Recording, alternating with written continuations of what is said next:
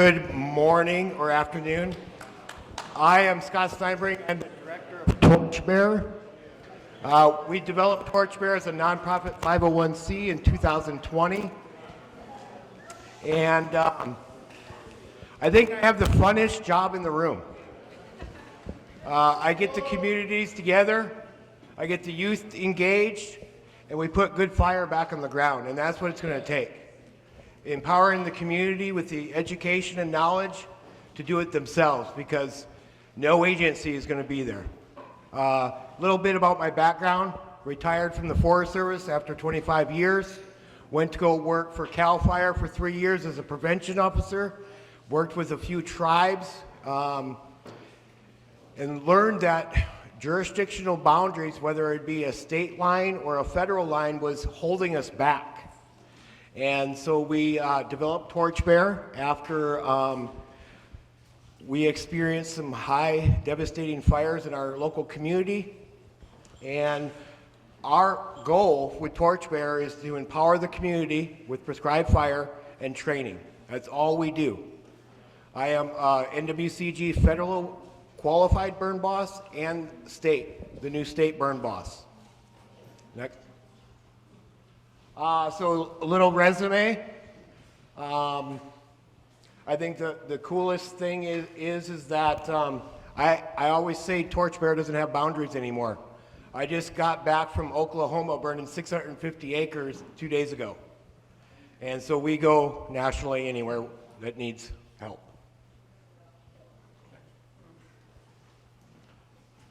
I'm still active on an incident management team, a type 2 team, as an ops in a division. And so I know what it's like when we're dealing with the August complex or the Six Rivers complex or the Slater fire in 2020, where my division alone lost 10 houses. Pretty devastating. There's not enough engines in the United States to protect every single home. So empowering the community to be more defensible is how we're going to succeed, because those are the values at risk, in my opinion. You know, we lost 300 homes in the Slater fire. 300 people got misplaced that no longer live in Happy Camp, California. And so they've moved on. They've moved out, which then kills our revenue, our local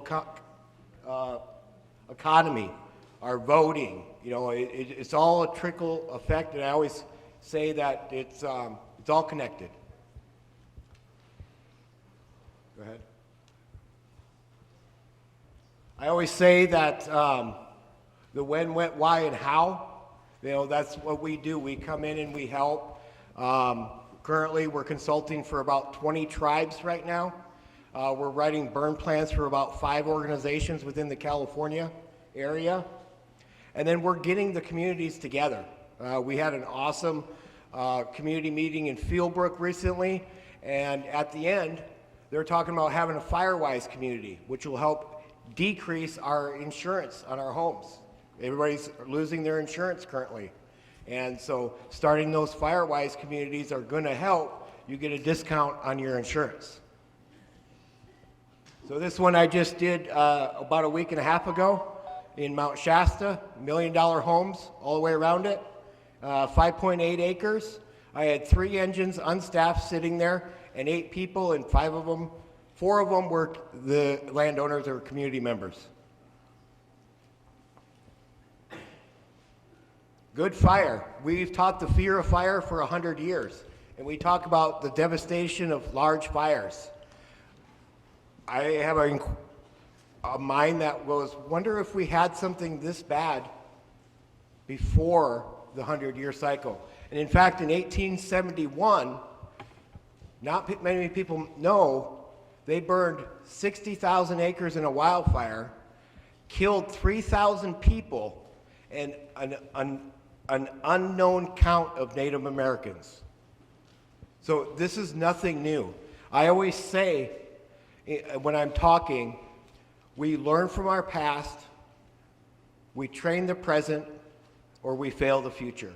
And so that's why we developed Torchbearr, is to empower the people with the training, the knowledge to be successful, because there's not enough torchbearers to go burning. Go ahead. That was Oklahoma, by the way, a few days ago. Happy camp, community, PBA kind of model. You know, we're not all about agency standards. We develop our own. We get with the landowner and what they want, what their desires are. Partnerships and communities. Agencies are really great with partnering with agencies. But when I call CAL FIRE and go, hey, let's partner, they're like, no. You're a nonprofit. And so it's really nice to see all these organizations partnering up to take care of their local stuff, okay? This is a burn that I did within the city limits of Wairika, California. It was the first burn ever in the city limits. And we did great turkey habitat restoration there in the oaks. It was probably the first burn ever in a long time. I'm sure Native people were. Yep. Go ahead. So left fire is the Slater. That was my division. I put about 40 people in harm's way trying to protect homes. Some of those homes had 300-foot defensible space. They still burnt to the ground. When the column collapsed on us every 38 minutes, we would run back in there and try to save another house. OES strike teams were supposed to come and help us out. We only had about 54 engines on a 138,000 acre fire. 6 hours it blew into Oregon. OES strike team got diverted to the Alameda fire. What's sad is the votes is where the resources go. I was in the, what fire was that? Susanville, Greenville, Dixie. I'm in Greenville. Losing Dixie is my division. It just burned through there. We bumped all the way to Susanville. I got 50 engines. We're protecting Susanville. The Calder fire takes off. Guess where my engines just left for? Or you could have the right side, which was more controlled, managed fire. We confuse the public between cultural fire, prescribed fire, RX fire. Anybody have any other ones? Good fire. It's fire with resource objectives, right? So some of the stuff that we do is the permitting, planning, burn plans, smoke plans, public outreach. We have a PIO on staff, Erica Terrence here. I brought on another burn boss, NWCG qualified burn boss, retired Forest Service Battalion Chief, because we are getting to the point where we're at a capacity level issue too. And we're not funded by any state or federal grants. It's all private donors or folks or organizations like this. So this is a burn I did in Orleans. It was 30 acres. It was 6/18, which is technically by agency standards a fire season. The temp was 104 and the RH of 5%. Why was you burning then? Because it needed to be burned. And so the right place, the right time, and the right people, you can be successful. Okay? That was one we did in Little Butte, Mount Shasta, a few years ago, empowering the landowner. My intention is that once we've done it for you once, we've given you enough education and prep has already been done to where you can continue that fire regime cycle in 3 to 5 years by yourself. You don't need me anymore. Why? What we're doing it for, defensible space. They may have a cultural objective in the burn plan. And maybe it's to deal with willows or bear grass, you know. I remember the California Indian Basket Weavers, we toured with them for a year talking about how good fire was needed for the plants. And the elder comes to me and goes, "We need you to burn the willow." And I go, "Well, I'm a fire guy, I can burn stuff."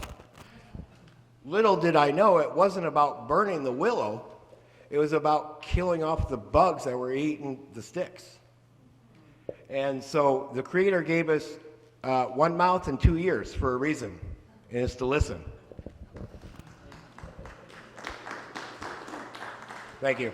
That was just some pictures of collaboration and partnership.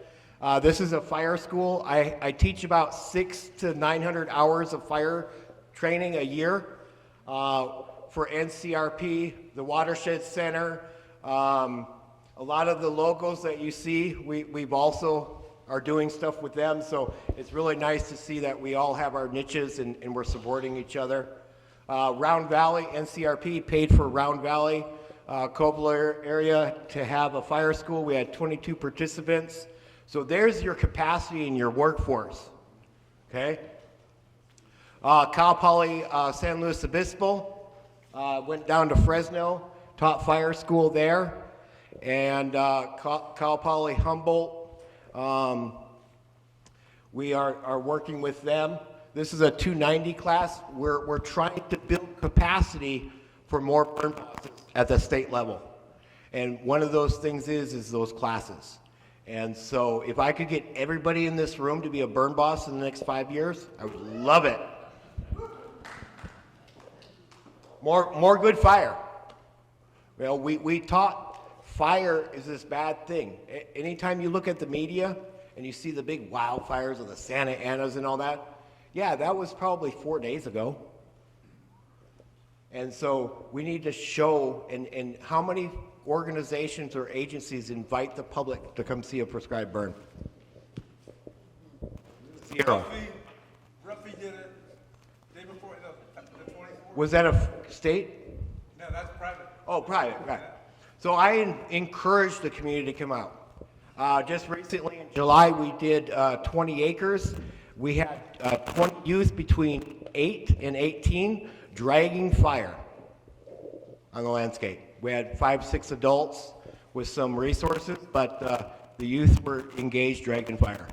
And that's what's going to be our capacity and to fill some vacancies in these jobs that they don't have enough people for the jobs. Community protection. So proof is in the pudding, as I say, or proof in the real world. This is the bootleg fire. On the left, you see that only thinning was done. That's great. But you see we still lost the stand. Thinning and prescribe is in the middle, and then no treatment is on the right. I see all this thinning going on, and I'm like, yep, it's going to burn. And all these fuel breaks and all this mastication that's going to happen, you're just creating my containment line for a wildfire. Unless you put fire on the ground, you're just creating a control feature for a wildfire. There's your 10-mile creek. I spent the day walking the ground, putting in some lines on where we can be successful at holding fire. And I'm excited to work with the group to get more fire in the air. I realized last night I, like everybody else, scabbed a lot of different things trying to put things together on multiple PowerPoints, but this is a small list. I think when I had to update the website the other day, I counted 35 logos on our website. Torchbearr.org is the website. And this one was just last week or week and a half ago. The Mount Shasta bird is the little baby one there. And then Shasta Trinities is right behind me. Pretty cool. Everybody knows about Alert California. And I love controlling those cameras and looking at my smoke as I'm putting it in the air. There's our logo. I think I'm one of the only burn bosses that can get away with a shirt that says this. And it's nice to see some of my students that I've taught classes over the last few years actually in this room. So thank you for coming, and I will take questions. First, I want to say that Scott is our burn boss for the Eel River Recovery Project, that's ongoing for CAL FIRE, and he's going to help teach and train burn bosses, and he's going to be doing educational things in conjunction with us So this is just the beginning. He'll be on a panel this afternoon on controlled burns, and he'll be contributing to discussions on PODs in the breakout right here after lunch. So, cool.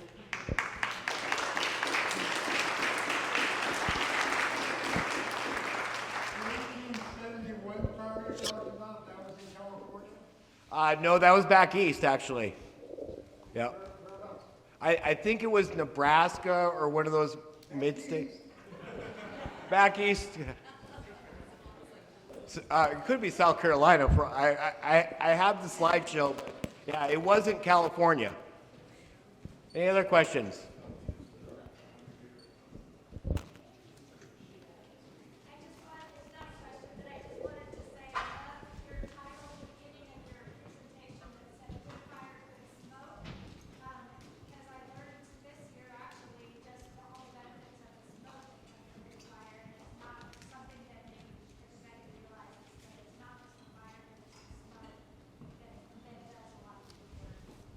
Yeah, that's a good point. You know, we're really sensitive about putting smoke in the air, and there's not a whole lot of data that air quality has about prescribed smoke. We track the wildfire smoke, but we're bringing that air quality along with their monitors to start gathering that to show that there is a less impact.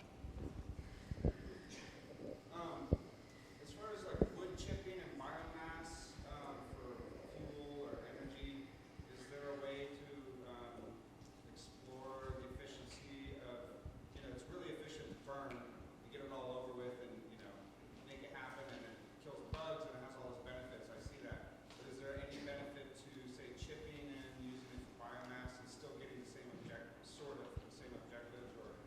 Short answer, yes. There are many tools to get the job done. Grazing, chipping, all this stuff. Anybody seen the BurnBot? BurnBot is this tool that drives around and it burns the grass, and I posted on social media. Let me know when it starts burning 1-inch sticks, because that's what's burning in the wildfires. Goats don't eat logs, right? And so mastication is a great way to get lots of things done, but then if a fire goes through there, what's it doing to our soils? So cattle is another one that I've used, grazing it off and then burning piles for less of an escape. So there's a right tool for the right job. I just want to point out that's all in your methodology on how you're doing that. You do your burn, you have your native species, your seeds all ready for that. Like this gentleman here is talking about biomass and wood chipping. That brings mycorrhizal in the soil, which helps build microorganisms in the soil. We're doing watershed protection with the burns, and that means that we're going to bring benefits to the microvertebrates and vertebrates and the riparian zones. So it's bug life, soil life, and that's going to make us all happy in the end. One of the things I always say, we're always talking about budgets and cost per acre. And I can spend $20,000 on 1 acre in an hour in suppression. And so when I hear a $2,800 per acre cost, I say, ooh, that hurts. Because realistically, to fight that fire in that same acre is going to cost a lot more. So we really realistically need to increase our budgets in order to support the cause. Thank you.